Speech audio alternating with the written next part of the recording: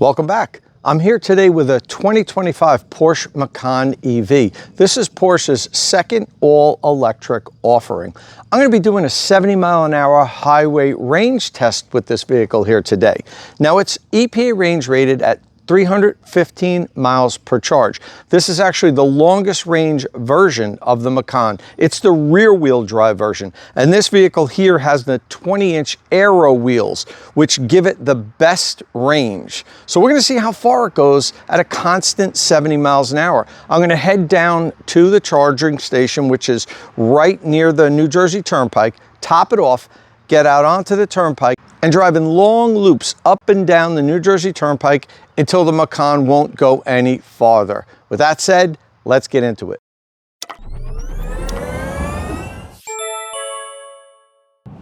All right, well, I'm out on the New Jersey Turnpike, cruising along at 70 miles an hour, although I do have the Macan's cruise control set to 72 miles an hour. One of the first things I do when I get a vehicle on loan, before I even start the range test, is I go out on the highway and I test the speedometer against a couple of GPS apps I have. And like most vehicles, the Taycan speedometer reads a little fast. So I actually have set it to 72 miles an hour in order to be driving 70 miles an hour. Now, a lot of people then at the end of the range test say to me, hey, Tom, well, that means that the odometer is off also. But no, that's not how it works. The manufacturers intentionally set their speedometers a little fast because they'll get fined if the speedometer is set slow, because then a customer could be speeding and not know it. So they intentionally cheat a mile or two at highway speeds, and but the odometer is calibrated differently, so the mileage will be the mileage. But we're cruising along at a true 70 miles an hour here on the New Jersey Turnpike. So I'd like to talk a little bit about what I do to set the vehicles up for these range tests. First thing I always do is set the tire pressure to the manufacturer's suggested tire pressure, and I did that. All the tires are set properly. This rear-wheel drive Macan that I have with the 20-inch aero wheel package, it's the most efficient Macan that they make, or the longest range Macan that you get. We'll go into the different models in a minute, but I just want to talk about this one and how I set it up. So this one has staggered wheels. They're the Michelin Pilot Sport EV wheels, and on the front they're 235 55 R20s, and on the rear they're 285 45 20s. We also put the vehicle in the most efficient driving mode all the time, and in the case of the Taycan, that's normal driving mode. I flipped it over to that. I also lowered the suspension down to its lowest setting. We always put the vehicles in the most efficient drive mode and lowest suspension setting on those vehicles that do allow us to lower it. So we're all set up to have the best results that we can. I also set the climate control to right around 70 degrees and either on auto, on the lowest fan setting, whatever just maintains a comfortable cabin temperature for me. I don't use heated or cooled seats or anything else in the vehicle except the radio. I do put the radio on, but we don't have any other drains going on except for that air conditioning. I also monitor the weather. Beautiful day today. It's actually Memorial Day when I'm doing this range test here. Beautiful day. We're starting off the range test now on the highway at 72 degrees. It's going to get up to about 76, 77, I think. Perfect range weather. One thing I will note, though, I also check wind. I have a couple wind apps. We're benefiting from it right now because there's about an 8-mile-an-hour tailwind pushing us down the New Jersey Turnpike. So this first section might do a little bit better than some of the other sections. We'll monitor when the wind will change during the range test. That happens. It'll get stronger, it'll die out, the direction will change a little bit, but right now we're benefiting from an 8-mile-an-hour tailwind. So I think we're going to start off the range test really well. The Macan has a 100 kilowatt-hour battery pack. Of that, 95 kilowatt-hour is usable. So we're hoping to squeeze out as much of that 95 kilowatt-hour as possible here today. And this base Macan, well, it's the base, it's the only rear-wheel drive version, starts at $75,300. Now, of course, like all vehicles, there's destination and handling, and with Porsche, that adds $1,995, so it's like $2,000 more. I wish they would just bundle that all together, but that's the way the auto industry works here. So the the least expensive Macan that you could get, the rear-wheel drive Macan that I'm in here now, starts at $77,295. So it's not an inexpensive vehicle by any means, but it's a nice vehicle, super comfortable. Love the interior of this. Drives great. It's quiet. It's got that Porsche feel. So yeah, you get what you pay for. But as I mentioned, this isn't the only version of the Macan. This is what we're range testing here today. And this, while it's not officially EPA range rated, at least I looked at the EPA website, it wasn't listed yet. The other versions are, but this one, Porsche says, is going to have a 315-mile EPA range rating. When they say that, you can confidently know that that's what it's going to be officially listed on the EPA website. But let's take a quick look at the three other variant of Macans while I'm here driving this rear-wheel drive version. The other three versions are all-wheel drive. So next up, we'll look at the Macan 4 electric, and that's EPA range rated at 308 miles. Next up, we have the 4S electric with a 288-mile EPA range rating, and the turbo electric, which also has a 288-mile EPA range rating.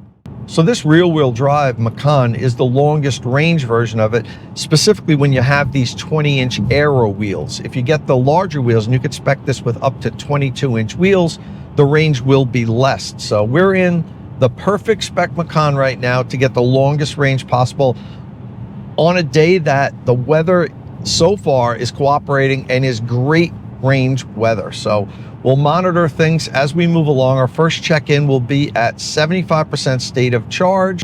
We'll see how far we've gone at that point. Should be right around 75 miles because I'm expecting to get 310 miles out of this, right around the EPA range rating. We'll see at 75% state of charge.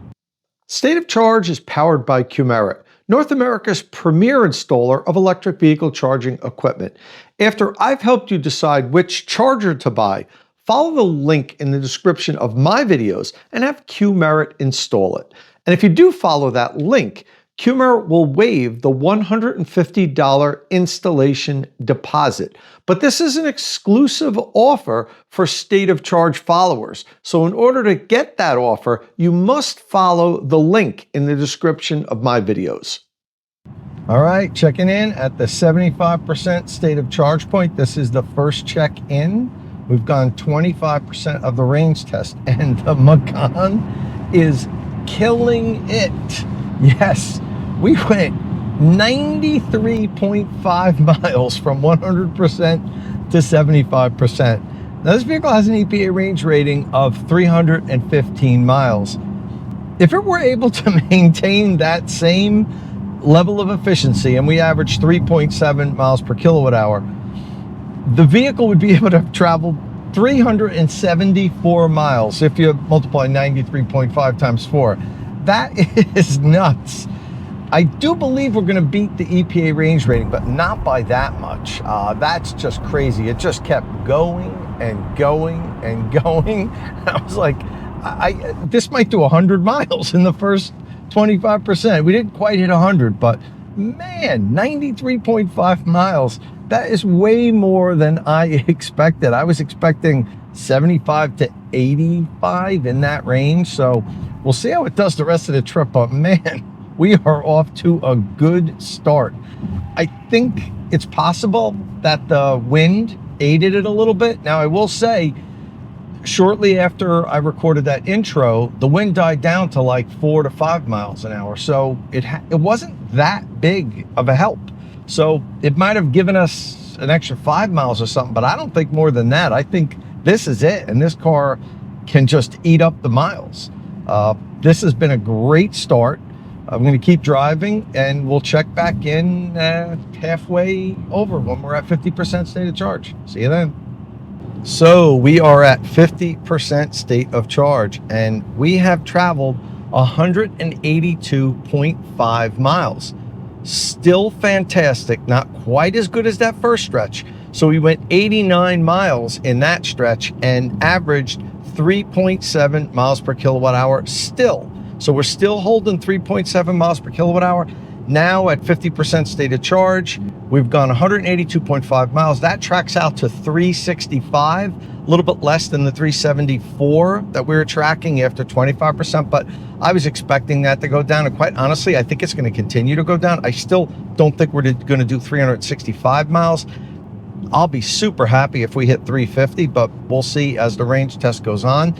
I tell you, Porsche is not giving me a break today. I was hoping that this wouldn't be a super long range test, but it's going to be. This is 5 hours plus of driving. Today is Memorial Day, and I was hoping to be able to get back home a little bit early. A couple friends have barbecues going on and so forth, but this is going to be a long day. The Macan is not going to give me a break today. I can tell you that right now. So, but you know, how can I complain? Driving a car like this, it's such a wonderful car to drive. I love driving the Taycan. I've said that all the time whenever I get one on loan, but Macan has that same Porsche feel. It really does.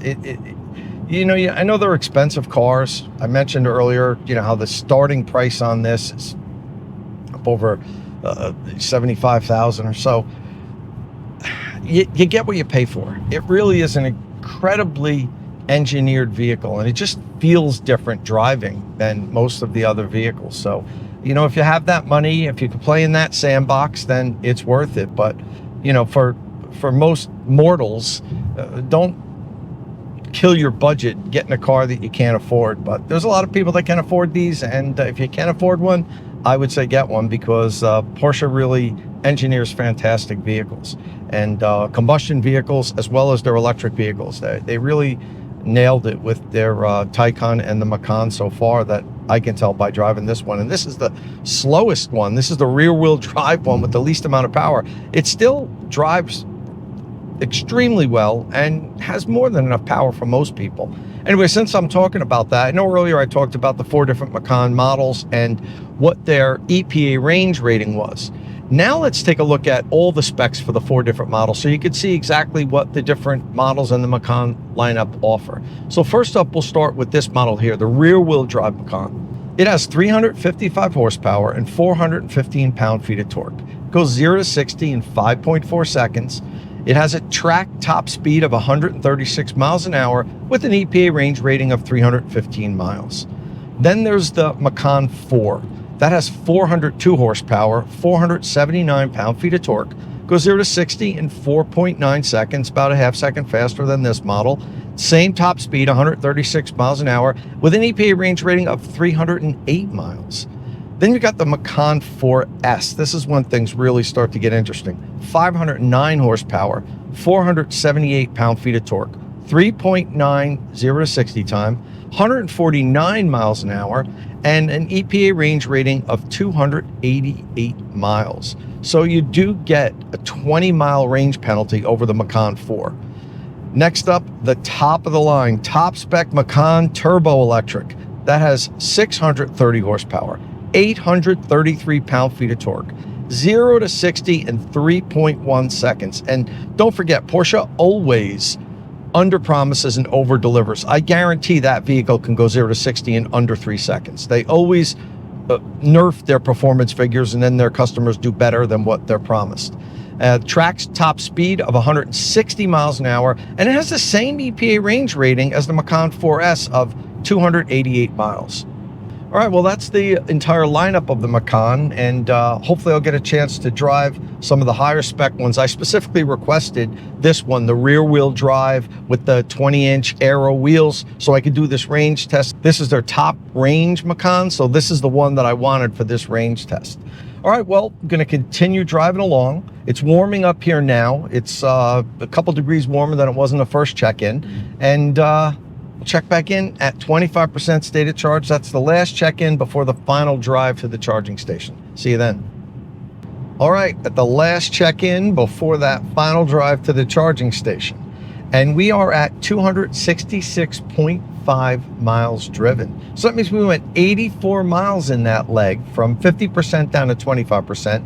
And we're still averaging 3.7 miles per kilowatt hour. Basically, this whole drive, I've been stuck at 3.7 miles per kilowatt hour. Very consistent consumption rate, but the mileage in each quarter has been dropping from 100% down to 75%. I went 93.5 miles. From 75% down to 50%, 89 miles. And now from 50% down to 25%, only 84 miles. So we're getting a little bit less battery on each one of those quarters of the range test. So if you do own a Macan, understand that that could be the case. Although this is a brand new vehicle, the BMS and the state of health might still need calibration. So you always be careful when you have a really fresh vehicle to not live and die by the state of charge. It takes a few charging cycles for the vehicle to really lock into the proper state of charge. So we might have less at the lower end than the vehicle thinks.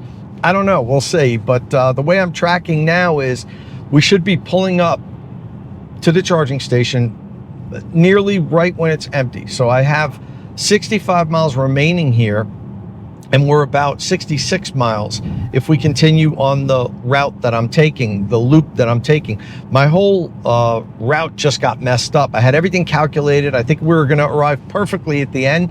And then as I'm driving down the turnpike, I saw on the other side, there was an accident, construction vehicles, the road was closed. I could see it was starting to back up.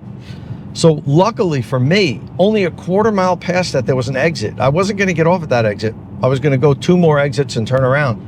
But I was able to just get right off and then get back onto the highway. And I only had to drive in like between a quarter mile and a half a mile of slow moving traffic to get through past the accident. So that won't affect the range test, but these things happen, and I always have to be cognizant of what's going on around me. I could lay out my plot exactly where I'm going to turn around and drive back, but it seems like no matter how good I do that, something happens during the range test that I have to change it and then take a different route. But I have all the exits plotted out on the turnpike. I know exactly how far they are when I loop around and everything. So I just make, instead of doing one big long loop now, this is going to be 2 smaller loops. So we still should end up right at the end, and I should be fine. One thing I will say with Porsche's vehicles, I know the Taycan was this way.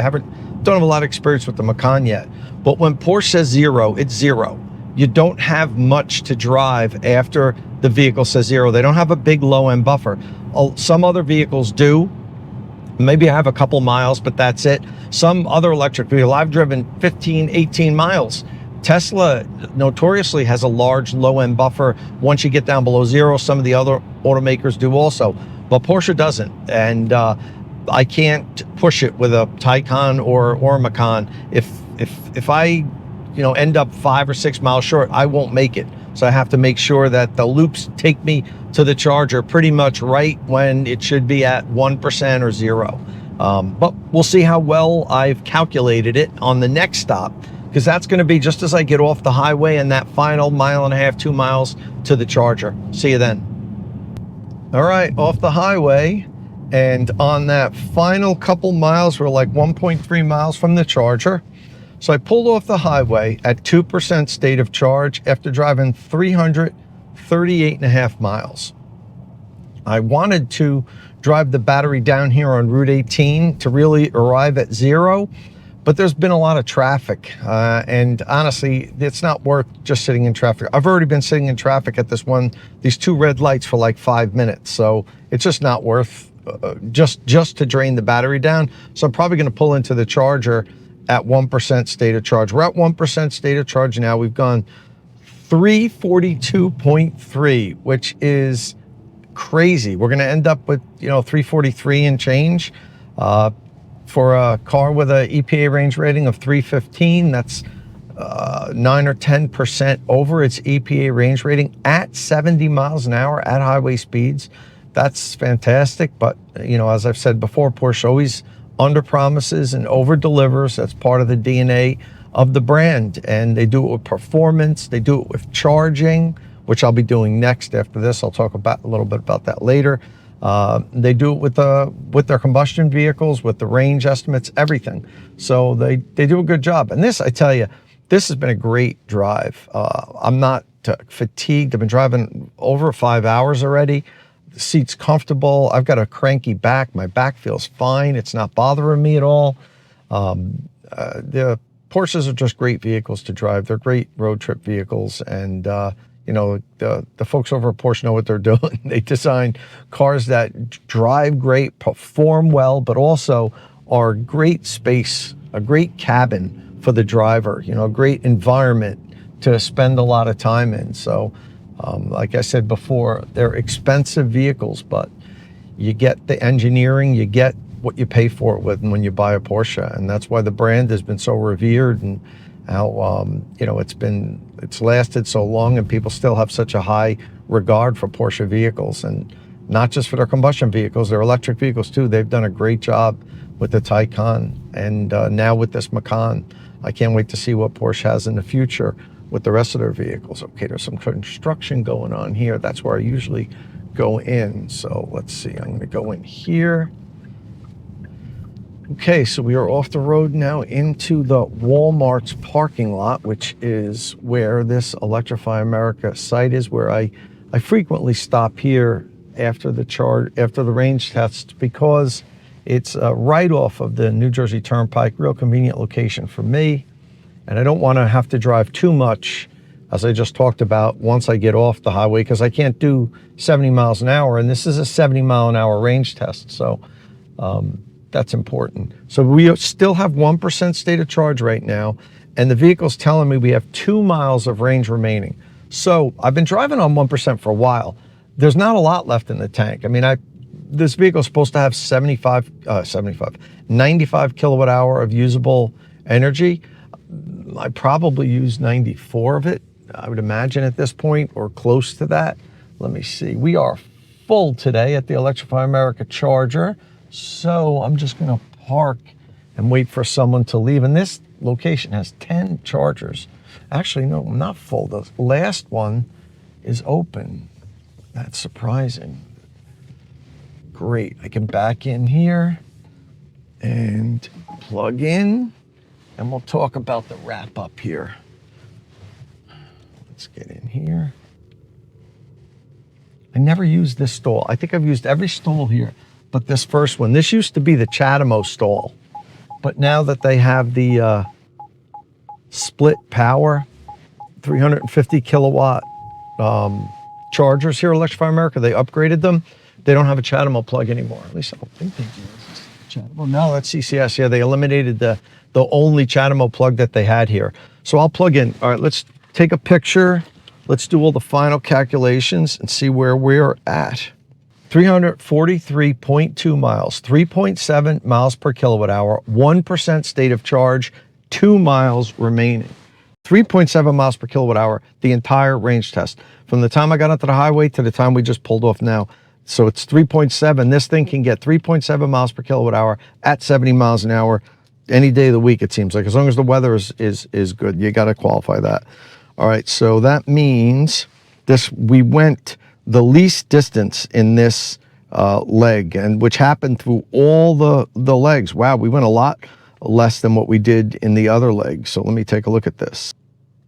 So it looks like we went 76.7 miles in that leg. So we went 93.5 miles from 100 to 75, 89 miles from 75 to 50, 84 miles from 50 to 75, and 76.7 miles from 25 to 0. Now, as I mentioned, I have 1% state of charge, and it says 2 miles remaining. So if you wanted to give that to the car, then we would have ended up with 345 miles.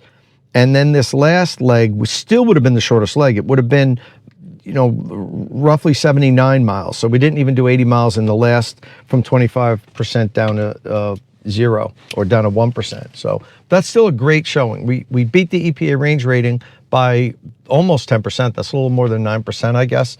Yeah, 9.5% or something like that. So super results for the Macan.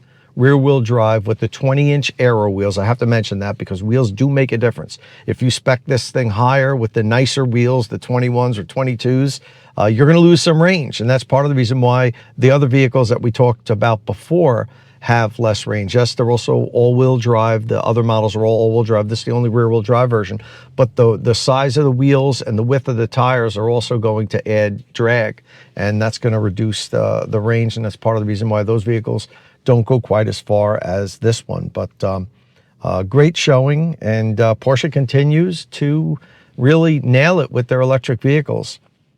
You know, the The Taycan is one of my favorite electric vehicles. The Macan, I don't know it enough to feel that way, but from what I've seen so far, and this is the first time I've really taken one out for a while, I thought it was a great driving experience. Absolutely I don't feel fatigued. My back feels fine. I'm nice and comfortable. It's been a great cabin, quiet too. The Porsche did a great job with a nice quiet cabin. It's much quieter than, say, my Equinox EV, which is a similar sized, similar shaped, small crossover. It's about the same size as this, actually. I think it's only a couple inches different in the different dimensions.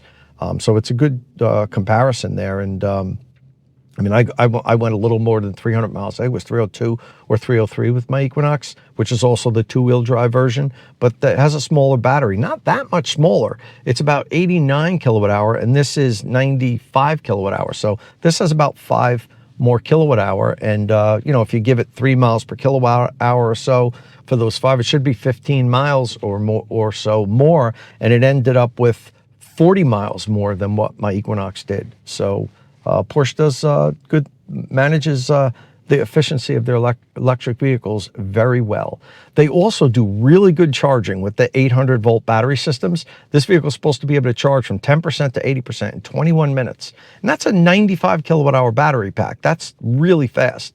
And we're going to see if that's true or not, because now that the range test is done, the next video I'm going to have out is a deep dive analysis charging on the Macan. I'm going to charge it for 10% to 80% just to see if it matches what they promise, but also 0 to 100% to do the full charge curve and the full deep dive analysis. So look for that in about a week or so here on State of Charge. And listen, if this is your first time here, please hit that subscribe button and ring the notification bell so you don't miss any upcoming electric vehicle news and reviews. And as always, thanks for watching.